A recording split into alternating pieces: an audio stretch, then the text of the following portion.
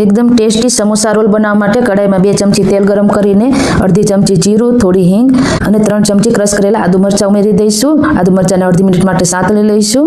ત્યારબાદ અડધી ચમચી હળદર પાવડર ઉમેરીને મિક્સ કરી દઈશું અને 500 ગ્રામ બાફેલા બટેટાને આ રીતે મેશ કરીને ઉમેરી દઈશું.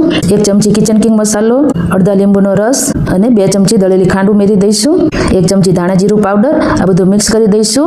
અહીંયા મીઠું મેં બટેટા બાફતી વખતે ઉમેરી દીધું છે એટલા માટે નથી ઉમેર્યું. બાફેલા વટાણા અને ફ્રેશ લીલા ધાણા ઉમેરી દઈશું. તો એકદમ ટેસ્ટી આપણો મસાલો તૈયાર થઈ ગયો છે. હવે અહીંયા મેં ઘઉંના રોટલીના લોટમાં અજમો, મીઠું અને મીઠું પડતું મણ ઉમેરીને લોટ તૈયાર કરી લીધો હતો.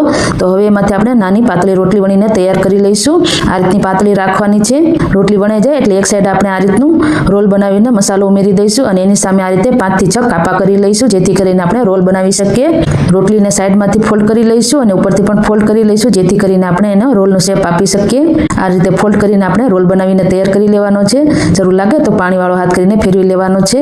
આવી જ રીતે બધા રોલ બનાવીને તૈયાર કરી લેવાના છે. હવે રોલને આપણે ધીમાથી મીડિયમ ગેસ ઉપર એકદમ ગોલ્ડન કલર આવી જાય ત્યાં સુધી ફ્રાય કરી લેવાના છે. તો અહીંયા આપણા સમોસા રોલ બનીને તૈયાર થઈ ગયા છે. તો વિડીયો તમને કેવો લાગ્યો એ કમેન્ટ બોક્સમાં જણાવવાનું ભૂલતા નહીં અને પસંદ આવ્યો હોય તો ચેનલને સબસ્ક્રાઇબ કરી તમારા ફ્રેન્ડ્સ અને ફેમિલી ગ્રુપમાં શેર કરજો.